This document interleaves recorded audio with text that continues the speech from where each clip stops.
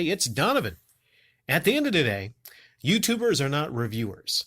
It's a genuine skill to consume a creative work, assess its structure, mechanics, technical performance, and artistic intent, and then write and present your summary in such a way that it's engaging, informative, and detailed yet succulent. In the past, it was one's full-time vocation to be a game critic, and they'd have weeks in advance with a review copy to fully flesh out their thoughts and put it into writing. Now, in an age where reviews need to hit as soon as embargoes lift, and often with less and less time given in advance copies, at a time when games are getting broader and broader in scope, they begin to get sloppy, and that's just the professionals. Amateurs, like YouTubers, have even more time constraints, and then want to upload into a video format too. No wonder they skimp on games in the rush to get their clickbait out there. And when a masterpiece like Sekiro comes out, they get frustrated that they cannot just breeze through it superficially to argue. Its DNA should be fundamentally changed to make their lives easier. In short, I pay zero attention to reviews these days.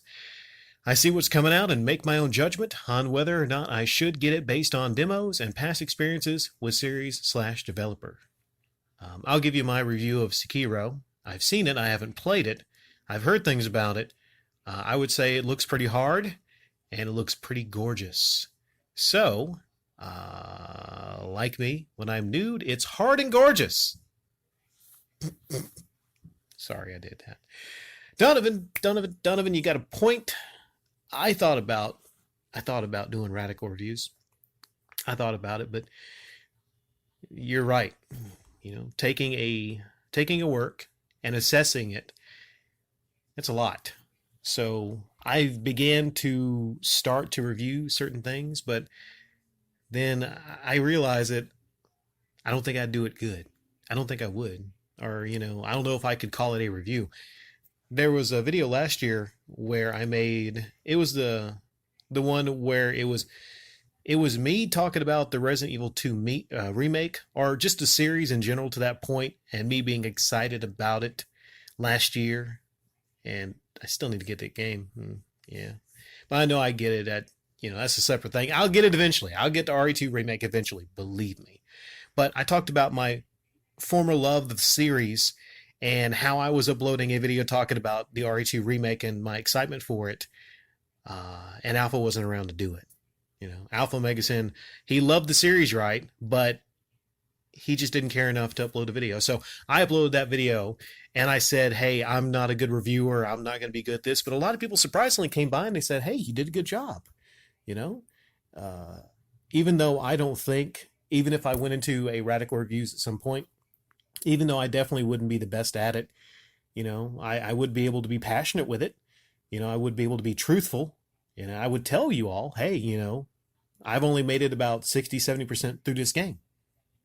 Maybe that can fix things. If you come out and at least if you say, I've only made it so far in the game, I'll give you my review up to this point. Then people could make their own decisions, to themselves. And do you think everyone that reviewed Sekiro made it all the way through, Donovan? I know people that got that game and they got it when it was released and they're still working on it. They are frustrated. People have almost broken controllers. Do you happen to think all these reviewers, all these amateur YouTube reviewers just happen to have made it all the way through that game? And all the games that come out? No, they haven't. But, I want to feature your comment because that first couple lines there, that made me think, yeah, you're right. It's a skill to review a work and to do it well. That is a skill. And there are so many fraudulent people on this platform like Dreamcast Guy that people look up to. And that's the sad thing. People look up to people like that and they go, well, if this guy likes it, that means I'm going to get it. And I'll tell you also, if I ever do a review on something, don't ever get it or not get it just because of what I say. That's just my opinion. You know what I'm saying? I know a lot of people come here sometimes and they ask me things and I'm like, I don't know. Should you go watch the movie? Should you play the game? I mean, I like it, but just don't get something. Just don't go watch a movie because other people say it's good. Get an idea. Like Donovan says, what'd you say? You see what's coming out and you make your own judgment on whether or not you should get it based upon demos and past experience with the series and developer. I'd say that's the smartest thing. I have never been let down by a Grand Theft Auto. I have never been let down by a main Grand Theft Auto game. So that's why I will continue to buy them. And I'm going to get GTA 6. I'm going to get GTA 7 because of my history with the series and the developer. So I would say, if anything, remember there was a time when you actually just, all you could do before internet was look behind at the back of a game box. Look how far we have come. You see gameplays, you see the details of the game, every little thing. You can even watch the whole game all the way through before you buy it. You know, long way we have come. Long way we have come. Thank you, Donovan.